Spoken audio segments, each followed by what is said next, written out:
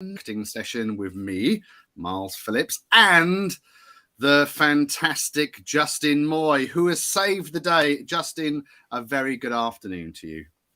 Hi, Miles, and hello, everyone out there. Everyone out there in and I can see that we are indeed live on the internet. So as per usual, if you have any questions, please pop them in the chat and we'll do our very best to answer those. Today's subject is how I got radio stations calling me. But look, Justin's a mortgage expert. So pounce on this now. Take the opportunity to ask him your mortgage questions as well. I know that's a bit cheeky, Justin. I know that's a bit cheeky. So let's dive right into this. The reason I was thanking Justin for jumping in at last minute is we did have David Jenkins set up to talk to you all about telesales. Unfortunately, through no fault of his own, David couldn't make it today. So Justin has jumped into the breach. So thank you very much indeed. It's very, very short notice. So I do appreciate you making the time for us, Justin. But it's really apt because last Thursday, yeah, one of those days, Justin got a call from BBC Radio Essex asking him if he would comment on the latest interest rate rise. And I won't steal your thunder, but, you know, when you are, well, I will steal your thunder because when you said, well, when would you like me on? They said, well, in about 10 minutes. So, and I listened to this and I thought, do you know what? Wow. Like I've worked with Justin over the last couple of years and I've known, full disclosure, I've known Justin for 4 and a bit years, something like that. Something like that. And I know that in terms of him PRing his company, this is a relatively new thing that he started doing. So I thought it'd be really apt to talk about how he got to the stage where last week a radio station actually rang him and asked him to comment on a particular subject. And what we're going to do is sort of roll that back and understand how in the last 6 to 8 months, really, you've managed to achieve this. But let's tease things. It's very topical. Interest rates. If you've got, and I know, look, I love to talk. I know you love to talk, so I'm going to keep you in check today. We've only got 40 minutes. Yeah, if you were to give everybody sort of one little bit of mortgage advice that perhaps they don't know, what would it be, Justin, right now? Oh, crikey, one piece of advice. I would say for those that already have a mortgage, so for the millions of people that are out there hopefully watching this that are sitting there perhaps a little bit worried about what to do. I think really the biggest piece of advice I could give, the one real big tip I could say to anyone is act early.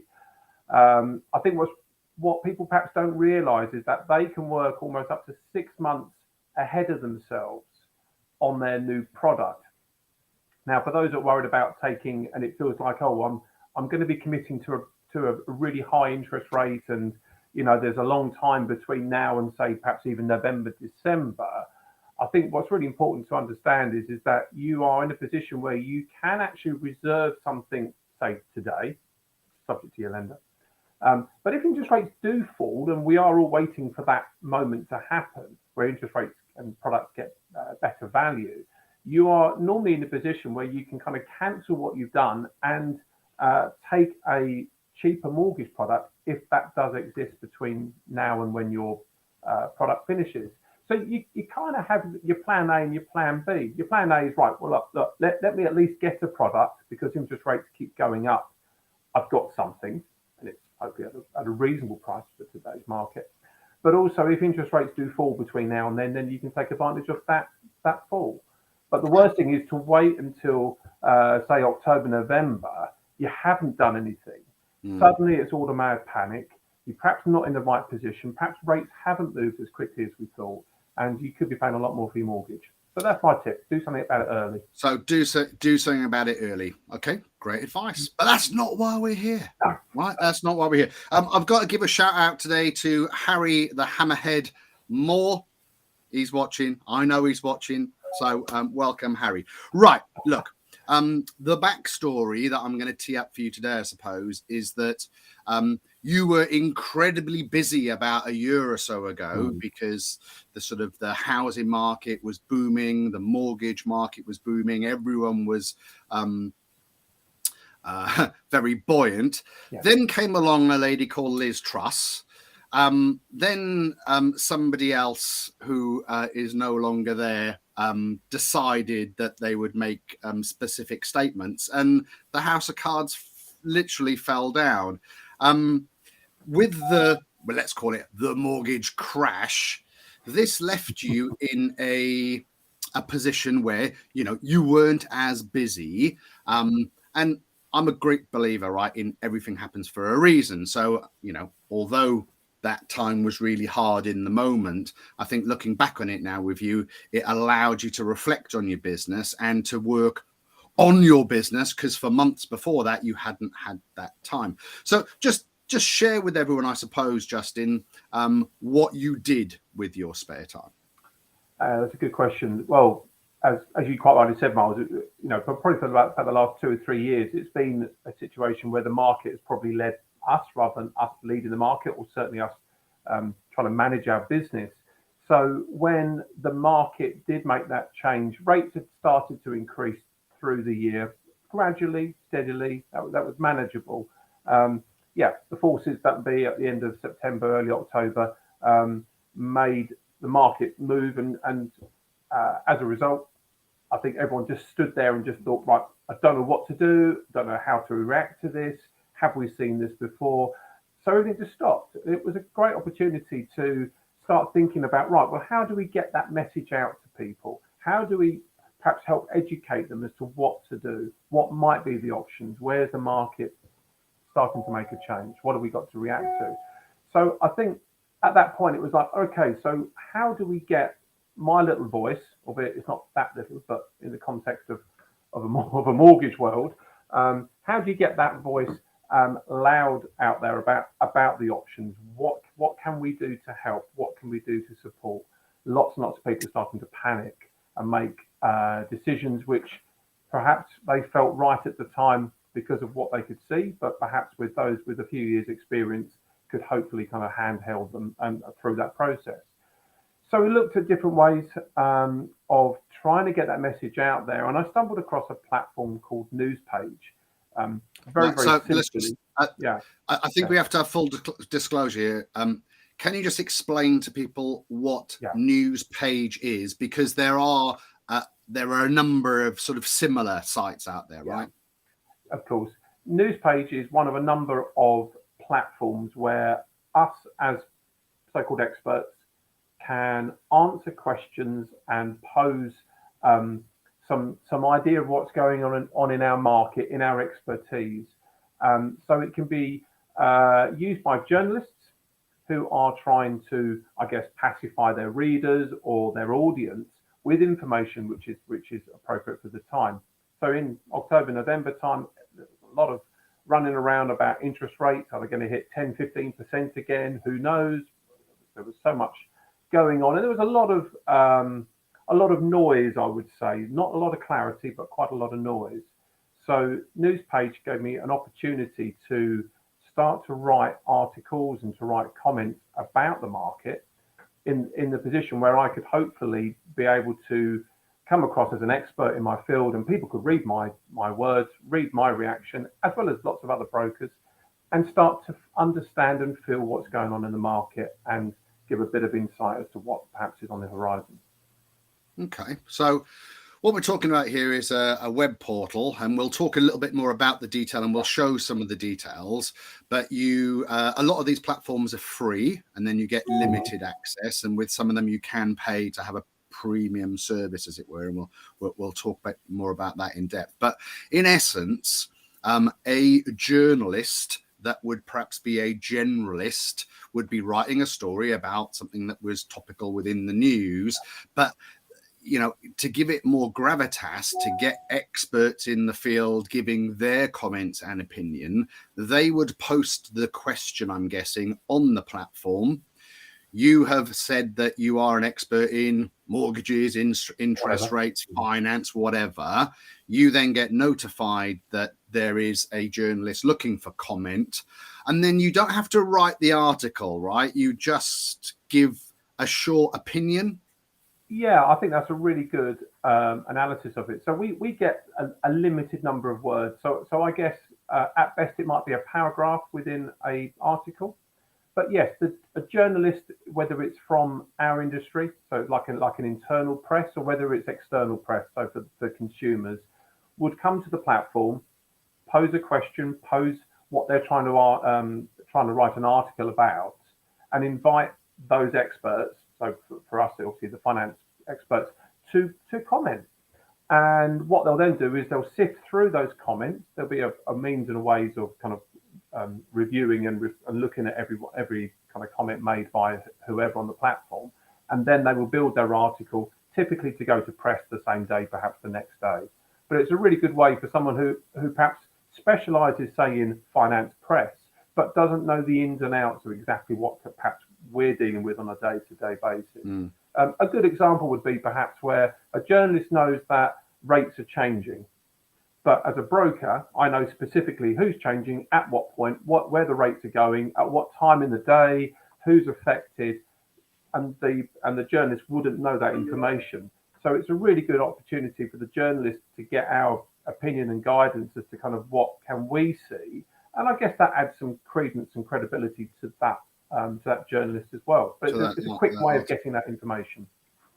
Yeah, I mean, it's fantastic, I suppose. It's a really good platform to, I mean, when I was working with you, Justin, you know, we talked about stamping your authority within your sort of genre, right? And there are many ways to get out there how much of an expert you are: social media, websites, blogs, public speaking, networking, all of the above. Yeah. But this, I suppose, carries quite a bit of gravitas, I suppose, because you know, let's do the showy offy bit. So you started doing this 6 to 8 months ago.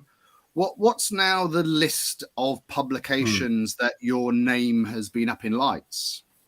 Well, not only the radio part, which perhaps we'll mention shortly, but we've also been in a number of the kind of mortgage trade magazines. So that's I guess the internal market, those that are affected by us. So that's like Mortgage Strategy. Boring, Justin. Boring. Right. Give me the headline. Come on, give me the glitz and the glamour. Daily Mail. You're looking at is it iNews? Is it what was the Independent? Financial Times. This Is Money. Yahoo News. There are a number of kind of customer-facing places that I have been as well as. So this is not just about kind of blowing messages within the industry. It goes beyond the industry. Yeah, getting yourself into the broadsheets, I suppose, is you know, most people's dream, as it were, in terms of exposure. And this allows you to do that because, you know, we've sort of put a title up here saying making sort of PR work. You know, I think it's really important to just state that, you know, using a PR company is going to be the best way of you getting coverage out there that spotlights your business and gets a wider sort of conversation going, right, against some of your goals. This is about you being a soundbite, if you like, within someone else's work. So it's important to think about this as part of the marketing mix and the overall PRing of your company. But this hasn't cost you very much, Justin. No, and I think that's some of the beauty of it. I think if you try to do this privately, not only would you not know perhaps where to start, and you'd be very ad hoc with your approach, very kind of unplanned, shall we say. For the actual platform itself, it does have a free option, so you can at least make a start and give it a go. The monthly cost is about £50 a month, but what it allows you to do is to have that access to the people that want to, I guess, take your content and add it to their articles. And it also allows you greater access to more people than I could ever get myself privately trying to do the same job. So I guess you've got to sit there and say, well, it's kind of fulfilling a couple of things. the other thing is that I would say arguably it's probably the best £50 a month I spend on my own marketing. And what I mean is trying to get myself out there into the wider public, which is where some of the benefits around now getting invites directly from the freelancers and the journalists that have been taking my input for the last 6 or 7 months. They're now coming to me directly looking for bigger articles and perhaps a bit more background as to why I've said something, so that they can put a bigger feature together. So that's really positive from my perspective. Yeah. So Justin, I know that within your football career, you will have been referred to as having legendary status, right? Justin's a goalkeeper. He has got very big mitts, and I think he'll tell you that he had a clean sheet on the weekend. But in terms of the subscription model, so the free to play, that will give you the opportunity to comment on a couple of articles a month. Then you've got a premium version on this particular platform, £49 a month, unlimited amount of comments that you can make, but you can earn legendary status. So talk us through what legendary status is. I would like to say it's through a consistency of the number of requests that you fulfill as a journalist comes to the platform wanting your comments. I guess as a platform, they want to encourage us to comment as much as possible, because that gives us hopefully a higher quality article overall. So by the consistency of the volume, and hopefully because of what I've written as well as, so the quality of what's been written, then Newspage have given me a legendary title. But what that means, apart from being amazing. I can't believe you said this. Apart from a certificate, what it means is that whenever I post, because my kind of quality and quantity have already been kind of established, my comments get posted towards the top of the pile. Okay. So I guess more importantly, when a journalist comes to the platform and wants comment, there could be 15, 20, perhaps 30 mortgage brokers in this context, all with an opinion. So if you have a paid for subscription and or a legendary status, your comment is not only checked by some very clever people back at Newspage who will actually kind of vet it and check your grammar and perhaps have a slight change of your wording, but they'll pin it to the top of the pile. It's like putting your comment on the top of a pile of paper, so that when the journalist gets it, it's one of the first that they will read. Okay, so you get a better chance. Yeah. So let's say that we were both in the same world and we were both making comment on the same article. Because of your paid for service and with your legendary status, the journalist would see your comments first and mine would be buried down the list, I'm guessing. It'll be in the pile. They could still find my comment, so don't feel like you can't get value from the free for service. But how long had you been doing this system before you moved to the paid platform? It would have been about 3 months.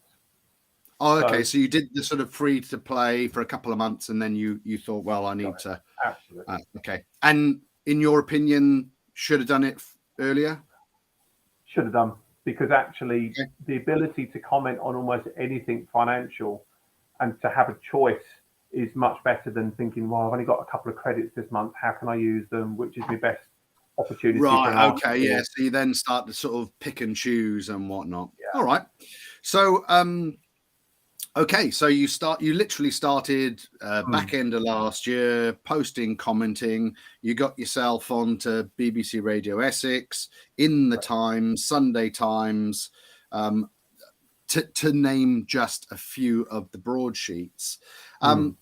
So how did the phone ring? Talk us through what happened last week when the phone rang. Well, having joined the platform towards the end of last year, I got an immediate call because of the frenzy around rates and this big worry about what was going on. I don't think there was anything else in the news really. So I got invited back end of the last year to go live on the radio and to have some comment about what was going on. And yeah, a little scary. It was live. There was no preparation other than you're going to be talking to someone on the radio about mortgages. So wish you the best of luck, and 3, 2, 1, and you can hear the music. What was great was it was repurposed a few times. So I found my own article keep popping up in the social media for BBC Essex. I think I was even on the 11 o'clock news on the Sunday morning. Someone rang me up and said, you're still on the news, and it was 4 days on from when I had the interview. So I think that's an important point. Sorry to butt in there, just. But this isn't just about that one particular article. Not only will your article get picked up by other news stations and other platforms, but there's a couple of very interesting points here. So when there's a hyperlink placed within a digital version of this piece of news, especially if it's on a credible website like The Times, that gives your website a really credible backlink, which we know is all important for SEO.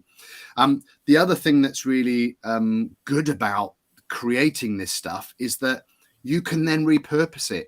It's already done. You can then reshare it on your socials, or take a little clip of it and reshare it, or transcribe it and publish that blog or article. So that sort of £50 a month, if you like, or just over 12 quid a week, couple of pound a day. Wow. I mean, it's real value for money when you think about how many footprints that one thing has. No, definitely. And I think that's where I look beyond the price of what it costs. It's not only the ability for someone to check my work and to pin it a bit higher, but probably on a typical day, I will be invited to comment on, say, 3 or 4 articles. Sometimes they give you a day. Sometimes obviously there will be a time scale. So if there's something quite important to come to market with, interest rates is always a good one. They're not going to ask you to wait 3 or 4 days for a response. But what happened last Thursday is that at 12 o'clock, the announcement was made that the Bank of England base rate was going to increase. By 12:05, BBC Essex were back in touch directly. He said, look, would you mind coming back on the show? We love what you did before. Would you like to come on and have a chat about the rates? So I said, yep, fine, no problem. What, 3 or 4 o'clock this afternoon? And they said, no, in about 10 minutes. Can you just get yourself ready? And we'll transfer the call in. And again, I was put a little bit on the spot, but a bit like this, if you feel you're an expert and you've got the ability to justify whatever you talk about, and I think these are the bits we'll probably come to in a second, but I think trying to make sure that you communicate clearly, well, try and be positive with the talk, even if it's, look, there's nothing positive about increasing interest rates. What people want to understand is this the top of the rate? Is there a silver lining somewhere that perhaps I can just emphasize and just give someone who's listening at 12 o'clock, who's probably going, oh, blimey, my mortgage payment's gone up yet again. If they go, oh, yeah, but Justin said it's going to be all right. Or, yeah.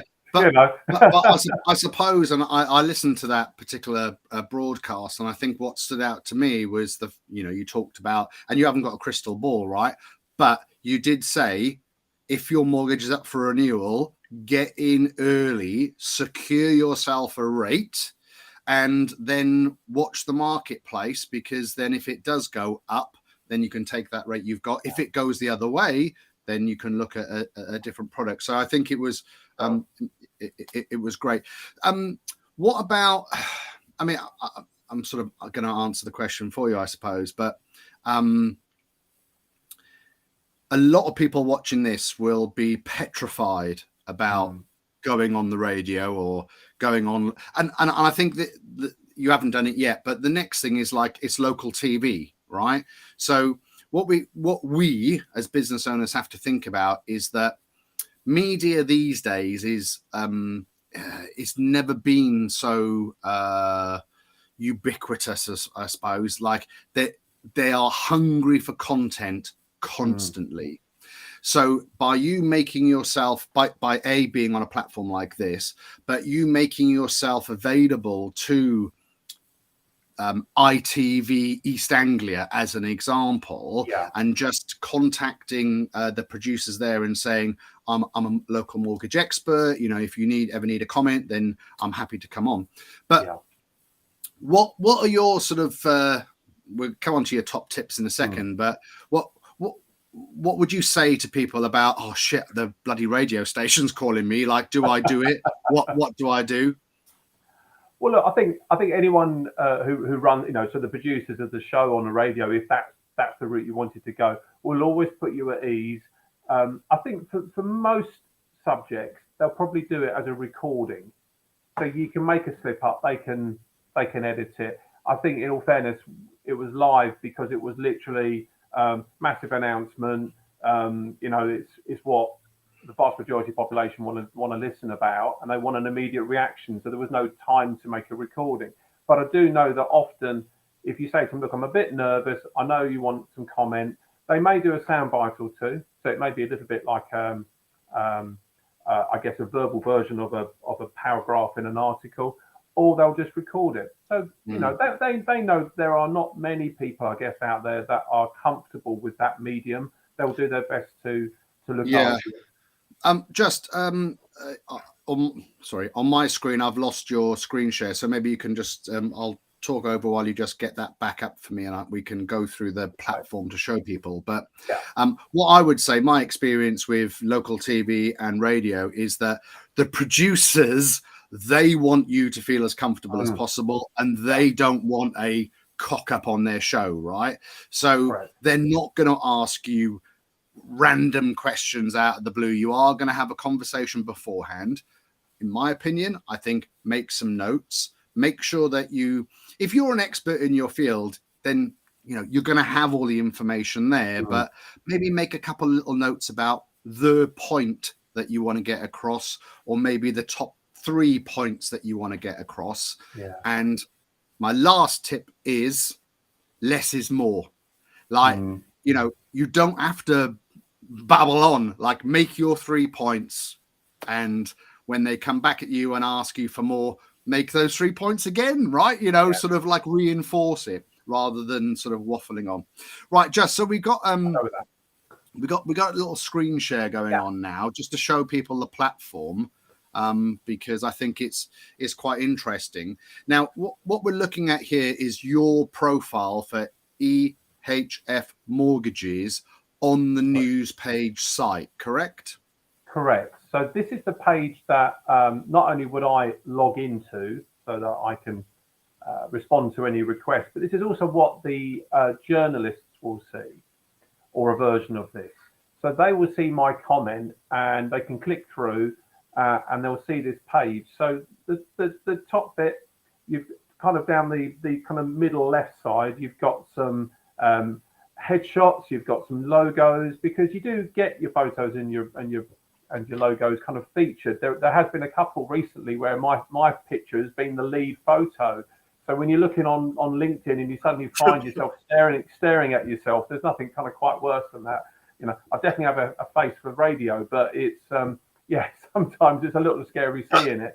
But that it just allows a journalist to go and go, great, look, let me just capture a couple of bits. I've got some pictures, I've got some artwork that I can use. Give us a little bit of an idea where I am. So it's got kind of like Chelmsford, obviously on the more to the right hand side, a little bit about my business. In all fairness, I could put some more on there, but it's got my website, it's got some of my social media.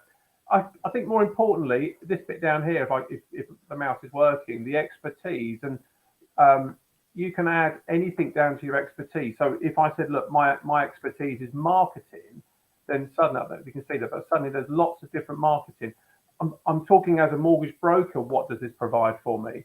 Look, let's make it really easy. This is not a mortgage specific platform, but this is about almost anything that anyone has got a specialism in, because it's not just mortgage journalists that use it. It's journalists for all sorts of businesses. So if you've got a particular specialism or a few that are all kind of very similar, so you can see there, I've got mortgages, property, house prices, housing markets, their specialisms.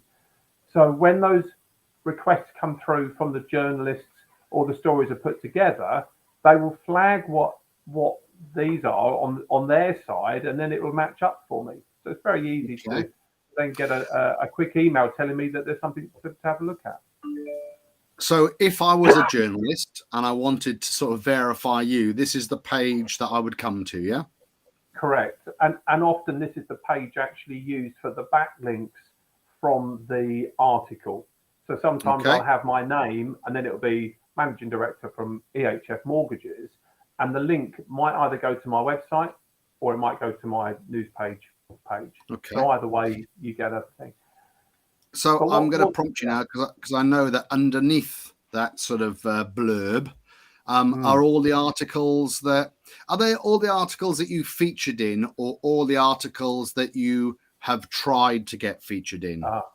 These are all my featured ones. So this is where I've been mentioned in an article. So, for example, if I was to click on this one here, this is only from literally this morning. So Nationwide brought out a brand new green mortgage product. And what this will do, if the broadband works, there we go. It takes you through to an article. So it's about something that I wrote yesterday. And if I just roll down the article, there you go. That's me there. And that's that bit I've just highlighted is literally word for word the snippet or the comment that I made. Now, it's the Mortgage Finance Gazette. I don't expect many people on here to read this on a regular basis. Dizzy heights, Justin. Well, possibly. Dizzy's a strong word. No, but do you know what? I have this conversation with my clients on a regular basis because some of them just think quite insular, and it's like, oh well, what good is an article in Mortgage Weekly going to do? And my answer is probably nothing, right? But what does have an effect, if you like, is that each article would, if you've got an empty glass of water, each article is a big drop of water.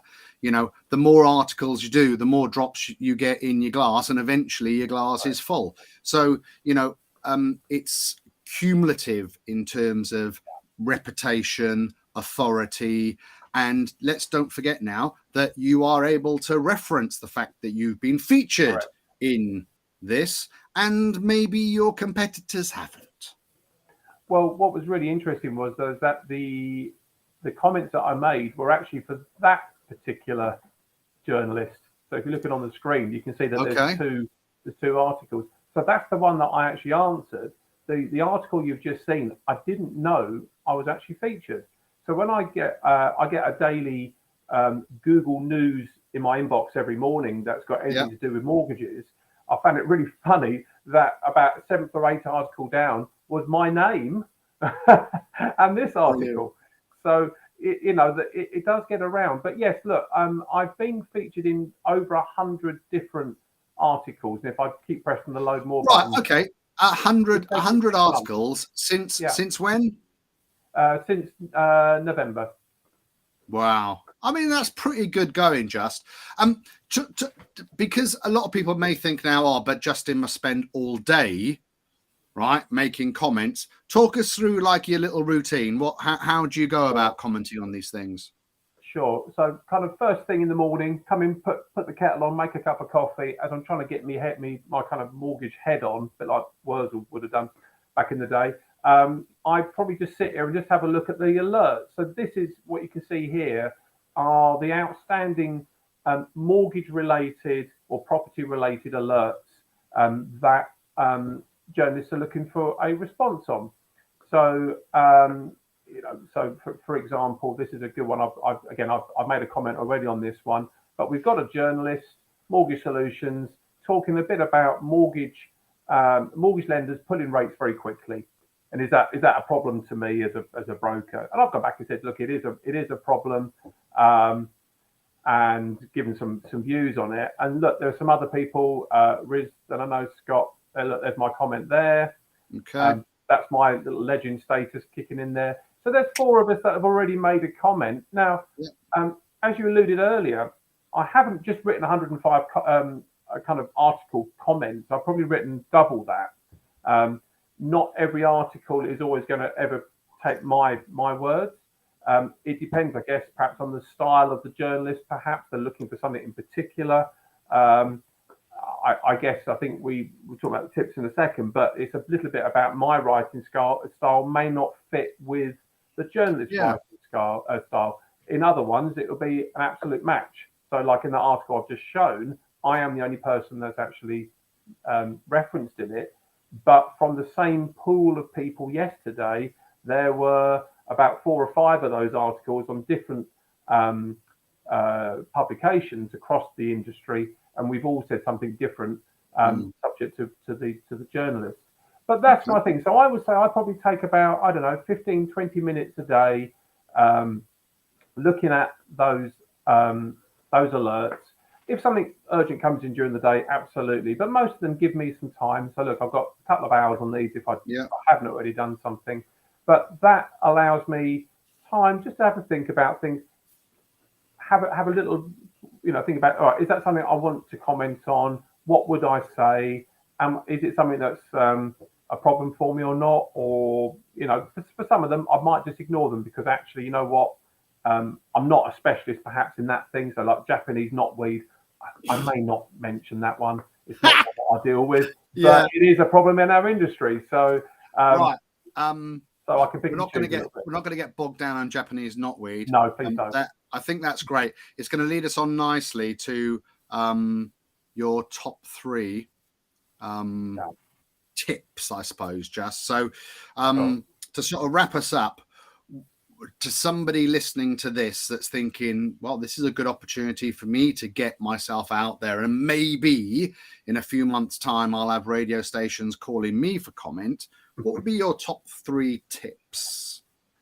Well, look, I think even before the tips, get yourself registered on one of these types of platforms, just so you get a feel for kind of the press and what they're looking at. But so I think that's the absolute first thing to do. My first tip would be to read what other people are actually writing. So I know the problem most of us have, probably most mornings for me, is that you see a heading, you think, oh yeah, I really want to say something, but I'm not sure what to say. Or is what I'm going to say like an absolute, the absolute opposite to what everyone else is talking about? So you're never sure. So with all these platforms, you can kind of go in and read everyone else's comments. You've just seen there that you can see my comment and 3 or 4 other people's. So you can actually read them and then think, yeah, I know where people are going with this. I understand the point a bit better.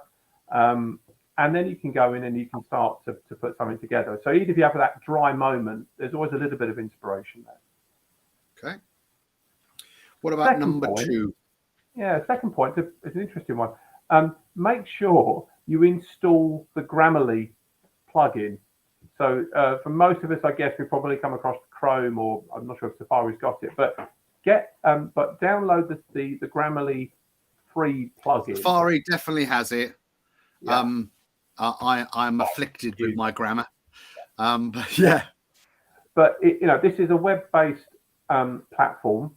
So what it will do is, as you're typing, it will start to give you some suggestions. And honestly, sometimes it's very easy for us to write what we say and how we say it. And we sometimes just have to remember that actually it will read differently. So Grammarly is really, really good at correcting my grammar for how things look rather than how they sound. So yeah, absolutely get that installed and follow what it's telling you. It's typically right. I'm going to jump in now and say that actually AI is a tool that some of us should use a little bit more. I know maybe we're a little bit afraid of it, but I do use it in my everyday now, and it's mainly a space for checking and improving, and to take what you've written, pop it into AI. You can actually ask the AI to maybe improve it, make it more impactful, get a different point across, whatever it may be. So use the tools, I suppose, is what you're saying out there, right? Definitely there's plenty of help, and it doesn't cost you anything, some of these things. Definitely. What's the third tip? I think the third one is really just if this is something you want to do on a regular basis, and I would implore you to at least try, is to try and find your writing style. I guess what I mean by look, that's quite broad. What I mean by that is think about perhaps you, your industry, and how you want to put the point across. So, we all watch the news. I guess most of us watch the news most days, and we see how extreme some of the news can be. So if inflation's a little bit higher than it should be, it's phenomenally higher than expected. Yeah. And we all hang on these big long kind of words of either doom and gloom or the other end of the spectrum. All I would say for my industry and for my brand, I guess, is trying to be kind of personal, professional, and considered, and 30 odd years in this industry. My writing style might be a little bit more kind of middle of the road. I will look for positiveness, even if a lender is put something out there that perhaps isn't the right thing, but they're trying something. I'd look to support them, but I wouldn't go in there slagging them off politely. That might be more sensationalism, and that might actually get you some extra inches of press space because you've got this very exaggerated opinion. But in my book, all that happens then is that if, as a mortgage broker, let's say I had some cursory words about one of my lenders, and I put that in the press, and everyone could read that, and then a week later, I need that lender to help me on a case. If I was that lender, I'd be putting my fingers up somewhere politely and saying, "Hold on a minute, you said last week we were rubbish. Now you want help." So I think there are brokers that have got those opinions, and perhaps they can keep them. But that also means that, look, I'm not always going to be featured in every article. But for the articles I'm not featured in, by writing that little kind of paragraph or a few lines, it's good practice. And at the end of the day, it aligns with you, doesn't it, Justin? And this is what, again, I talk with my customers about, thinking of your brand and what you stand for. We talk about tone of voice, but always the values of what you stand for are right at the very core of all of your communication. So, think about the representation. And you may be a controversial figure, right? You may be a disruptor. You may be a Katie, I nearly swore there. Katie Hopkins, right? Who is definitely a Marmite figure. But, that's her thing. That's her thing, right? And good luck to the woman. But I would say that as a mortgage advisor, if you like, it's quite a serious thing. People are asking, trusting you with probably their biggest purchase, right? So be true to your values. Okay. Great tips. So just to review those, it was read what others are commenting, read up on articles, make sure that you're adding value, use technology to help. So, Grammarly, AI, to make sure that what you are writing is in the style that you want it to be and that you haven't got any typos in there. And then I think you were sort of saying, not adjust your style, but have a style. Think about the style that you want to write in and that it reflects who you are as a business, because obviously that will come across. Just, if you don't mind me asking, how much business do you think you've got as a direct result? I mean, it's always hard to know whether these things are cumulative, but can you attribute any business to what you've been doing? So far, I know 100% there's about £7,500 worth of business that I've got as a direct result of either articles I've written or the radio shows that I've been on. And those would have all come off the back of the news page work. Wow. What I can't measure, and I guess is something to consider, is that when you have this kind of back catalogue of articles that you've featured in, and I guess it's building your kind of gravitas, it's building your profile, how many of my existing customers have seen them, heard me in the past talk about these things? Now they see it in the press or heard it on the radio. I know the numerous conversations I've had where it's like, "Oh, I saw your comment in the paper the other day, Justin. No, it's great. Now can we do the mortgage we said?" So I think for anyone that's difficult to quantify, but if you can use it as a kind of as a secondary means of building your profile adding a little bit to perhaps the rapport that you have with clients. It's retention, isn't it? It's part of your customer retention. It's stopping them, if you like, thinking, oh, well, I'm going to go somewhere else, right? Yeah. It's all about that sort of kudos. Well, I mean, and as you said, you've got legendary status. Justin, just for a while. I'm checking the questions. If you do have any questions for Justin, either on, how he got radio stations calling him, or if they're mortgage related, pop them in the chat now and he'll be able to answer them live on air. If you're watching this on catch up, which I know hundreds of you do, please take Justin's email off the screen. We had this discussion. That is Justin @ that isn't Ambasat. It's just a very funky font. We're just, that's how we roll. You're a funky kind of guy. We are funky. I'm a funky guy. But look, it's I think it's fascinating. I think that PR is a very important part of your wider marketing strategy, and one that I think is left till last a lot, and can be quite expensive for. I mean, some of my PR friends will kill me for this, but for tomorrow's chip paper, as I think it's been referred to in the past.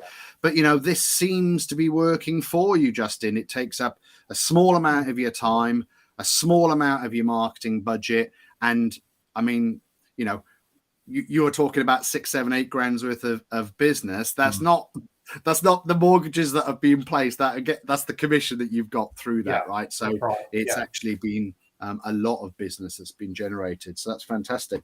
What we got here? What's your favorite medium to share your ideas? From Chris Sylvester. Oh, favorite way to share ideas, crikey. I tend to find probably more around social media.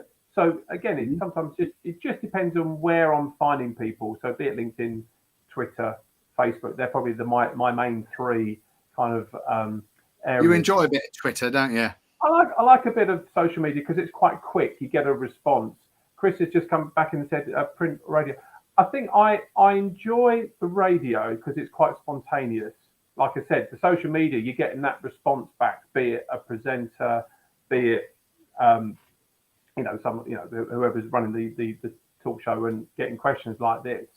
I think with the print, I like the longevity.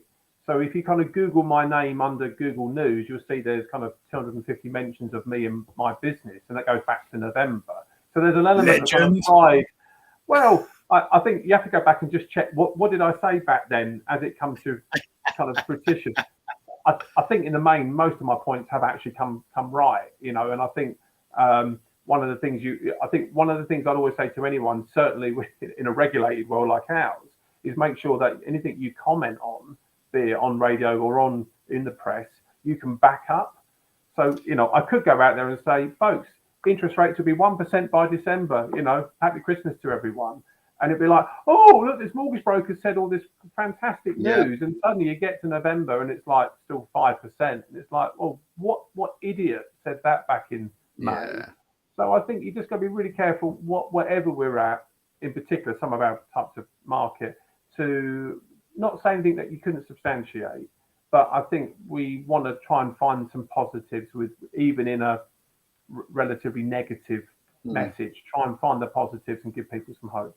But, the print stuff is would refer to it as like evergreen, if that makes sense. It does hang around, and especially now because print is now digital. That's the thing. We think about the fact that you featured in the FT, the physical paper. Well, that was chip paper the following day, but the article on the FT website is going to be there forever. Still there. Right? Still there. And the thing is, Jess, you mentioned that you Googled your name, which I know you do on a regular basis because you're that vain and you're. I need to make sure I'm still alive. So if you do tap into Google legend Justin Moy and the list comes up, the thing is that a potential customer is not going to look at all of those articles. They will just see the snapshot that there's 300 articles by Justin Moy. This guy must know what he's talking about. So, okay, well, thank you very much indeed for the questions there, Chris. I hope that helped. What a fantastic thing to do, Justin, to jump in. I really appreciate this.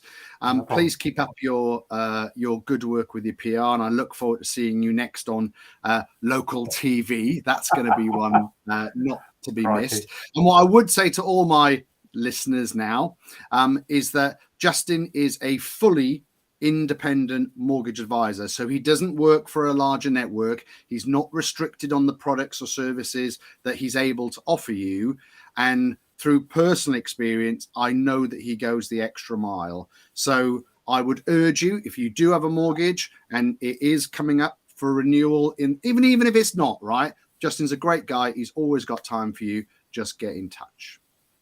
So there you are, Justin. Thank you very much indeed, sir. You are an absolute gentleman. I owe you a big favor there. Chris is saying that he thought it was a great show. Wow. Thank you, Chris. That's high praise indeed. As you know, we go live every single Tuesday at 12:30. And we always look forward to seeing you. We'll get you back on again soon, Justin, I'm sure. But until next time, ta-ta for now.